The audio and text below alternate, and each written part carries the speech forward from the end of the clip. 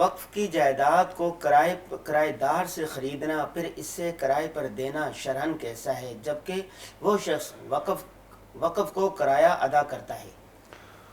بس ان کے سوال میں بظاہر تعارض ہے کہ شروع سوال میں یہ کہہ رہے ہیں کہ کرایہ دار سے خریدنے کی بات کر رہے ہیں، اور آخر سوال میں یہ کہہ رہے ہیں کہ وقف کو کرایہ بھی دے رہے ہیں۔ تو اگر آپ نے خریدا ہے تو کرایہ کیوں دے رہے ہیں، اور اگر آپ کرایہ دے رہے ہیں تو خریدنے کا کیا مطلب ہے؟ بہرحال جو سوال ان کا سمجھ میں آتا ہے وہ شاید یہ مراد ہے کہ ایک وقف پراپرٹی ہے اور وہ کسی ایک شخص کے پاس کرایہ پر تھی، اور بہت عرصے تک جب ایک شخص کے پاس کرایہ پر ہو تو وہ دوسرے کرایہ دار اس کو کرایہ پر نہیں لے سکتا،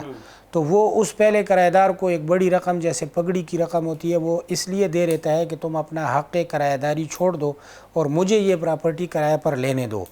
اور اس طرح وہ جب کرایہ پر لے لے پھر وقف کو کرایہ دیتا رہے۔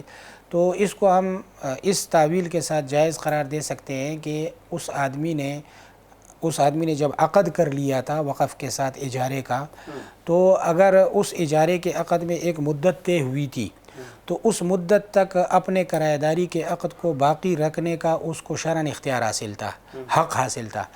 تو اگر اس سے کوئی رقم اس نے لے کے اپنا وہ حق چھوڑ دیا ہے، اپنے حق سے دستبردار ہو گیا ہے، تو اپنے حق سے دستبرداری کے عوض کوئی رقم وصول کرنا اس طریقے سے یہ جائز ہے، تو یہ رقم بھی جائز ہو گئی ہے۔ اور پھر یہ جب وقف کو اجرت دے رہے ہیں اور وقف پراپرٹی کو اجرت دے کر استعمال کر رہے ہیں تو اس کی بھی شرعاً گنجائش ہے، لہٰذا یہ معاملہ اس تفصیل کے ساتھ جائز ہو سکتا ہے۔ لیکن واقعی صورتحال کیا ہے انہوں نے کوئی ذکر نہیں کیا، تو اگر واقعتاً ایسا نہیں ہے کہ ان کو کوئی لمبے زمانے تک وقف کے ساتھ کرایہ داری کا حق حاصل ہو گیا تھا، ایسا نہیں ہے، تو پھر ان کے لیے وہ بڑی رقم جو ان سے انہوں نے بطور ثمن کے لی ہے وہ جائز اس لیے نہیں ہے کہ وقف مال کی خرید و فروخت جائز نہیں ہے، تو انہوں نے ان کو وقف مال کیسے بیچ دیا ہے، وہ رقم جو انہوں نے لی ہے وہ جائز نہیں ہوگی۔ باقی ان کا کرایہ اگر مارکیٹ ریٹ کے مطابق ہے تو یہ وقف کا استعمال کرایہ دے کر ان کے لیے جائز ہے۔ بہت شکریہ۔